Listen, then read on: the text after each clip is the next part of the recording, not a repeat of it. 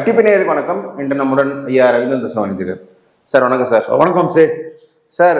2 நாள் முன்னாடி ஈரோட்டில் பேசும்போது விஜய் நான் களத்தில் இருக்கேன், நான் களத்தில் இருக்கவங்களை பற்றி தான் நான் பேசுவேன், களத்தில் இல்லாதவங்களை பற்றி நான் ஏன் தேவையில்லாமல் பேசுகிறேன் அப்படின்னு ஒரு கருத்து சொன்னார்.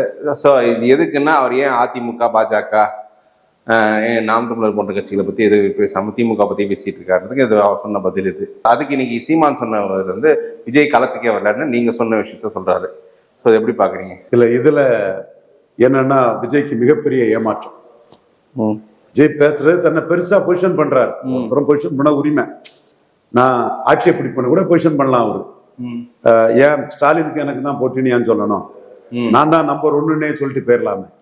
நாங்கள் ஆட்சிக்கு வந்துட்டோம், ஸ்டாலின் 3வது போறாரு, எடப்பாடி 2வது வராரு, என்ன வேணாலும் சொல்லலாம்.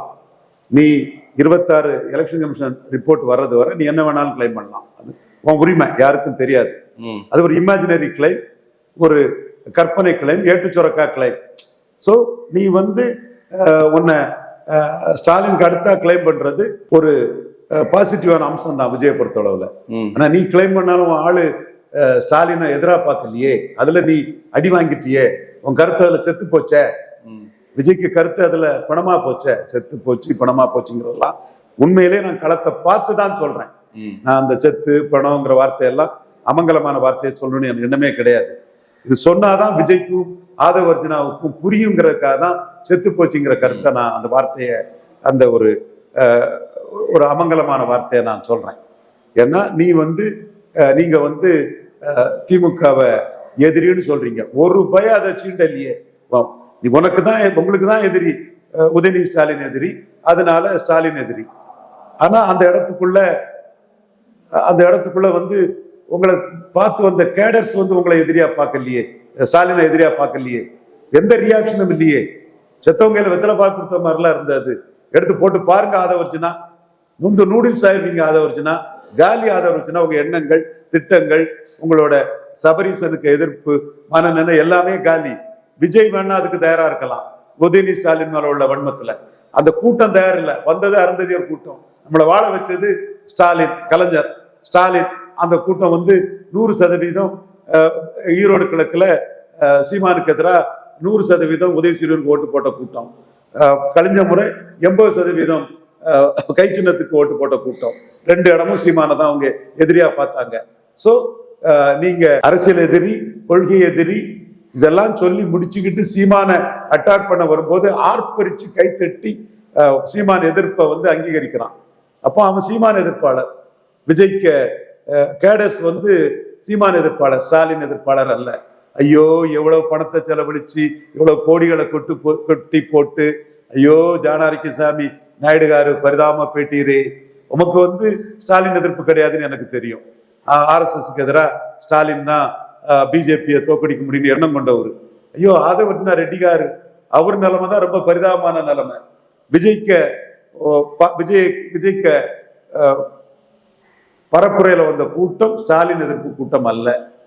பரிதாபம் ஆதவர்ஜுனா ரெட்டிகாரு. உங்க திட்டங்கள் எல்லாமே தவிடுபடி ஆயிட்டு, உன் விருப்பத்துக்கு அவன் ஸ்டாலினை எதிர்க்க தயாரா இல்லை. விஜய் மேல பட்டுதல் கொண்ட கூட்டம், விஜய் மேல அன்பும் ஆதரவும் கொண்ட கூட்டம், அதை நான் மறுக்க வரல. அந்த கூட்டம் விஜய் மேல பட்டுதல்ல தான் வருது. ஆனா அந்த கூட்டத்தோட நோக்கம் சீமான் எதிர்ப்பு தான் அவனுக்கு உச்சகட்டமா இருக்குது. அதனாலதான் மதுரையில வந்த கூட்டம் சீமான் ஒழிகன்னு காலையிலே பேச ஆரம்பிச்சுட்டான். ஸோ இந்த கூட்டம் அருந்ததியர் கூட்டம், பிறமொழியாளர் கூட்டம். பிறமொழியாளர்கள் பலர் உட்பட, ஒருத்தரை பற்றி நான் ஓப்பனா சொல்லலாமா வேண்டாங்கிறீங்களோ? சரி, பலர் உட்பட சீமான் மேல ஒரு வன்மமும் காழ்ப்புணர்ச்சியும் இருக்குது. அதுல அருந்ததியர் சமூக மக்களை பொறுத்தளவுல அது அவங்க பாயிண்ட் ஆஃப் வியூல இருந்து நியாயமான ஒரு கருத்தா கூட பார்க்கலாம். பிரியாரிட்டி ரிசர்வேஷனை சீமான் மட்டும்தான் எதுக்குறாப்புல. அருந்ததியர் மக்களோட பலத்தை யாரும் எதுக்கு தமிழ் மண்ணில் இன்னைக்கு துணிச்சல் இல்லை. சீமான் பரையர் தேவேந்திர குல வேளாளருக்கு 5 விழுக்காடு உயர்த்தி கொடுக்கணும். கலைஞர் அவங்க தெய்வமா கும்பிடுறாங்க. கலைஞர் கொடுத்த அந்த சப் கேட்டகரேஷன் தப்புங்கிறாப்புல. மோடி சப் கேட்டகரேஷன் சரின்ட்டாப்புல.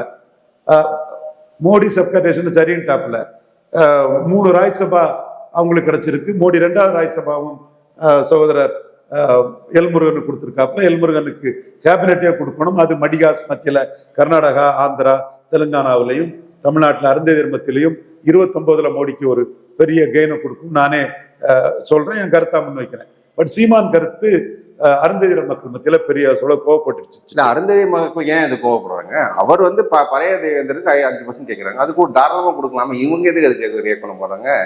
சீமான் கருத்து வந்து நீங்கள் வந்து தூய்மை பணி செய்யறதுதான் இங்க வந்தீங்கன்னு சொன்னதுக்காக கோவப்படுறாங்க.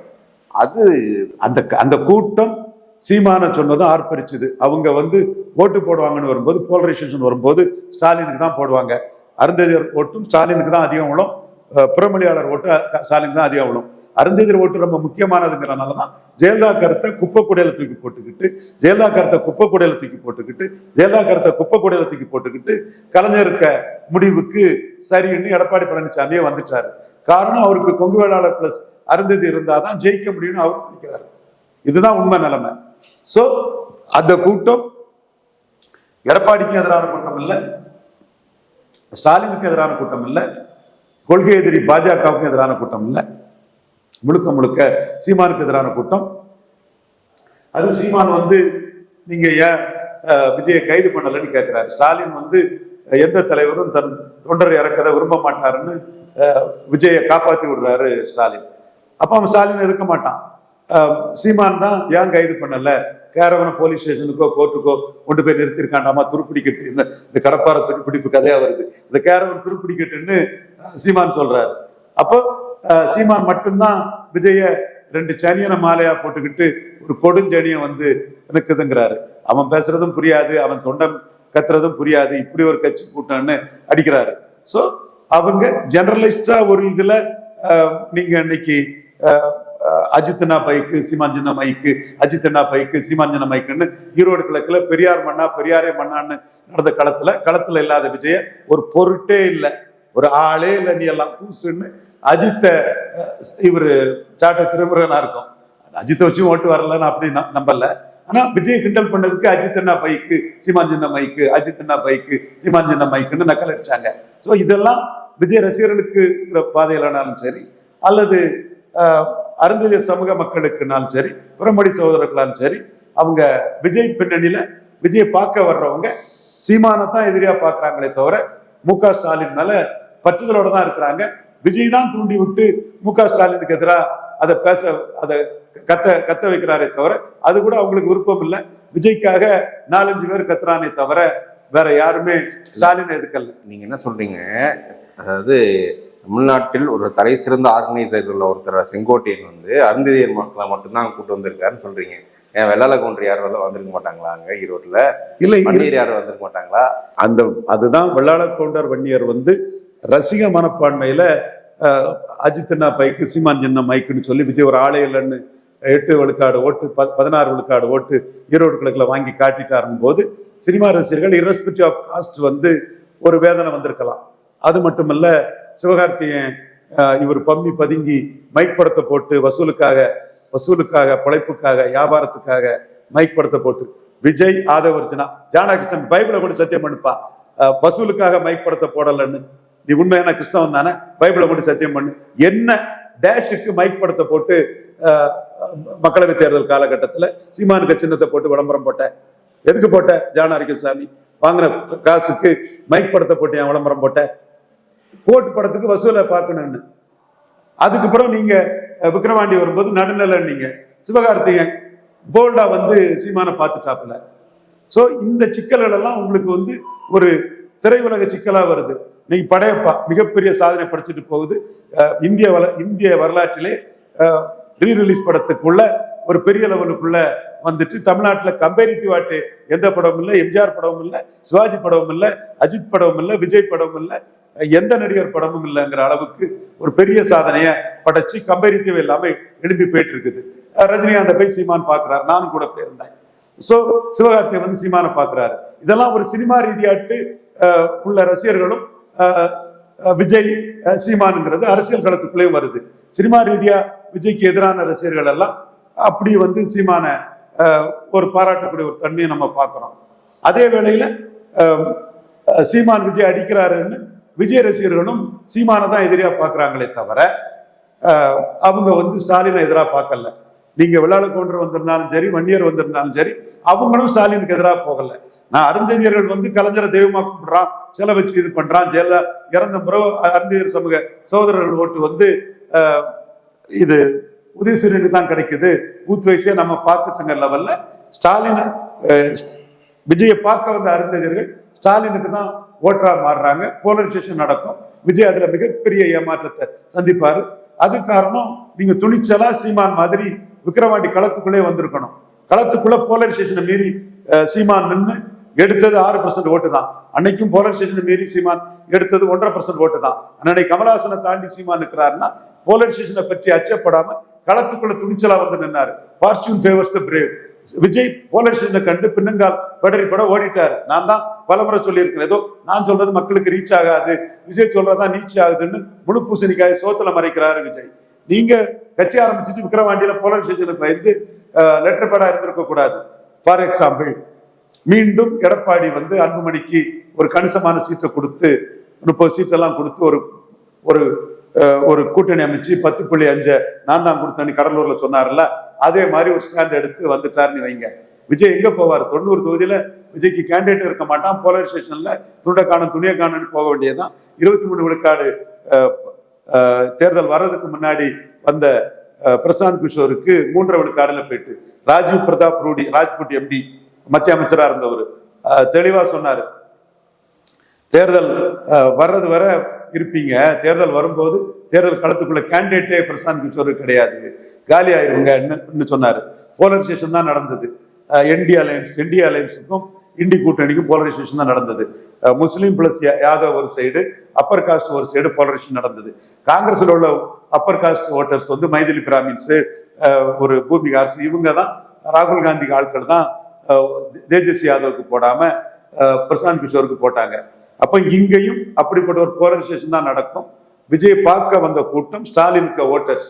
போலரைசேஷன் வரும்போது அவன் ஓட்டராட்டு உதயசூரியனுக்கு தான் போவான். புறமொழியாளர்களும் மேற்கு மாவட்டத்துல உதயசூரியன் தான் கன்சால்டேட் ஆவாங்க. அதுதான் தேர்தல் களம். 2024 நடந்த தேர்தல் களத்திலே ரெட்டலைக்கு 12 விழுக்காடு அருந்ததியர் தான் ஓட்டு போட்டிருந்தாங்க. பறையர்களும் அந்த மாதிரி குறைவா தான் ஓட்டு போட்டிருந்தாங்க. நாயுடுகளும் 12க்கு கீழே தான் போட்டிருந்தாங்க. பட் அவங்க வந்து திமுக அணிக்கு 80% மேல போட்டிருந்தாங்க.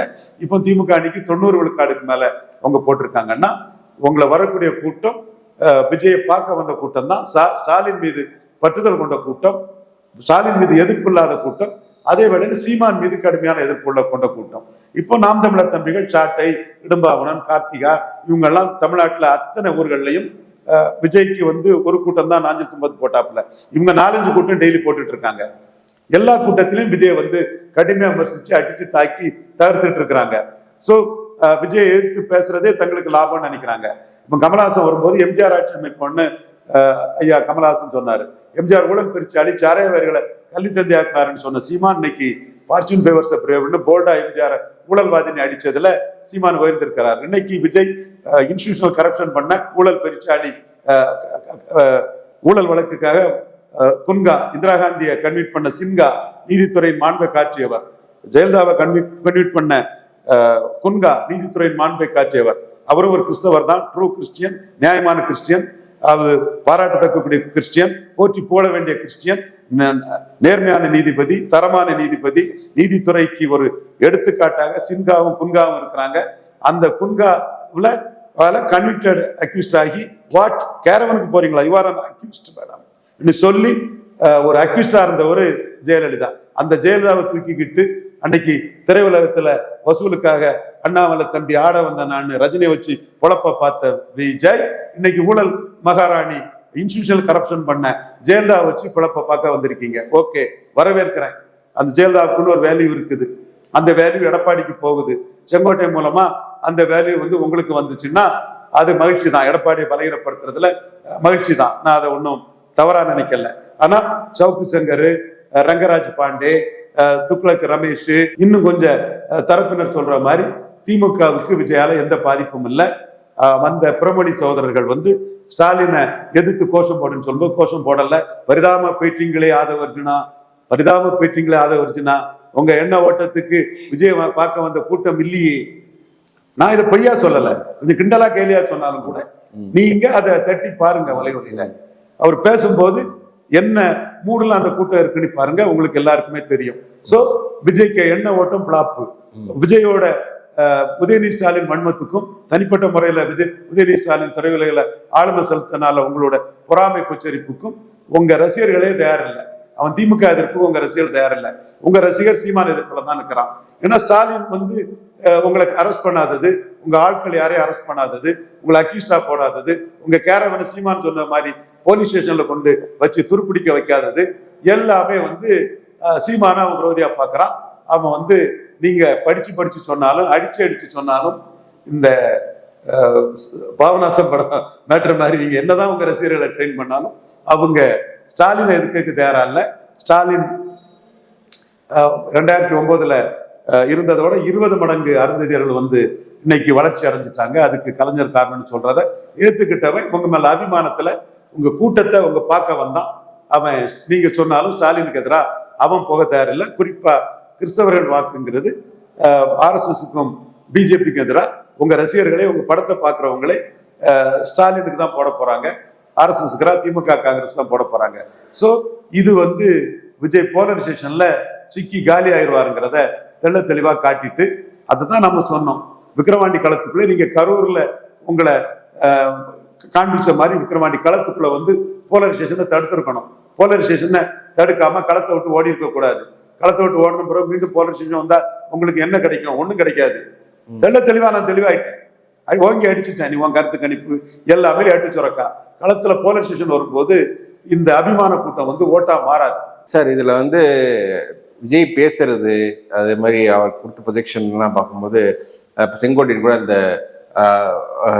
வெள்ளி ஜெயலலிதா எம்ஜிஆர் ஜெயலலிதா கொடுத்த அந்த செங்கோலை வந்து விஜய் கொடுக்குறாரு. அந்த மாதிரி ஒரு ப்ரொஜெக்ஷன் கொடுக்குறாரு. அதை நான் வரவேற்கிறேன், பாராட்டுறேன். இதுதான் உண்மை நிலைமை. துக்ளக்கு ரமேஷ் வாயால வைத்தால் அடிச்சுக்கிட வேண்டியதுதான். ரங்கராஜ் பாண்டே வாயால வைத்தால் அடிச்சுக்க வேண்டியதான். சாரி சுமந்த் ராமன். துக்ளக் ரமேஷ் வந்து சுமன் சிராமனை சேர்த்துக்கிடுங்க. துக்ளக் ரமேஷ் வந்து எடப்பாடிய பலையினப்படுத்தினாலும் கரெக்ட்னு சொல்லக்கூடிய சகோதரர். அந்த இடத்துல அவரை நம்ம விட்டுறலாம். ரங்கராஜ் பாண்டியும் சுமேந்திர ஸ்ரீராமனும் வாயால வைத்தால அடிச்சு அட வேண்டியதுதான்.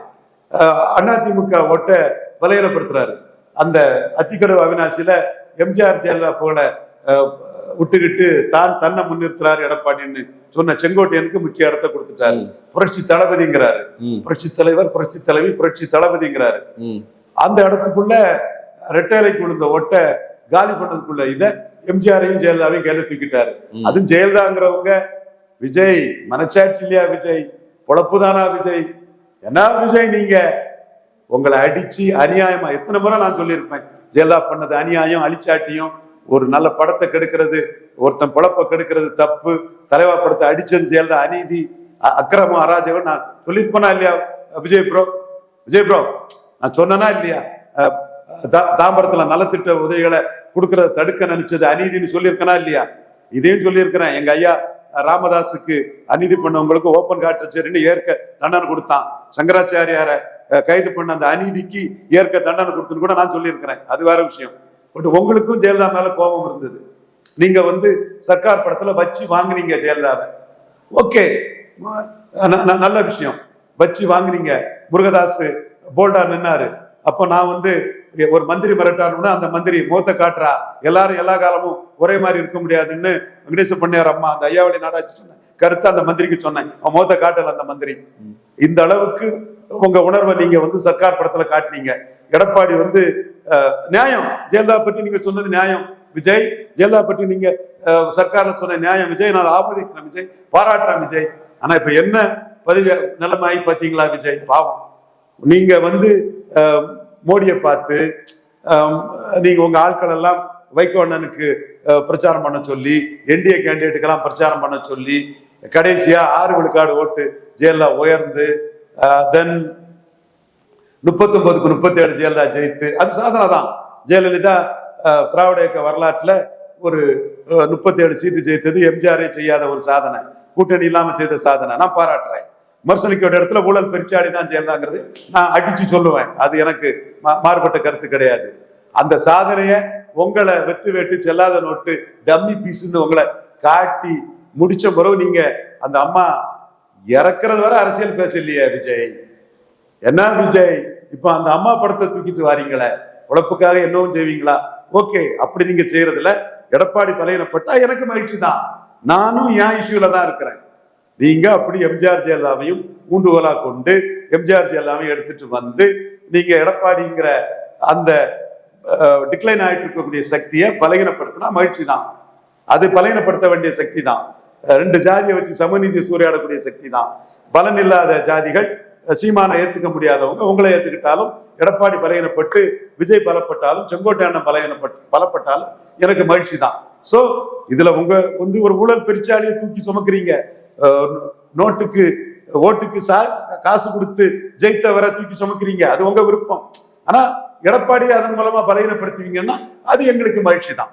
சோ உங்க நிலைமை ஜெயலலிதாவை தூக்கிட்டு போகக்கூடிய அளவுக்கு ஆயிப்போச்சு.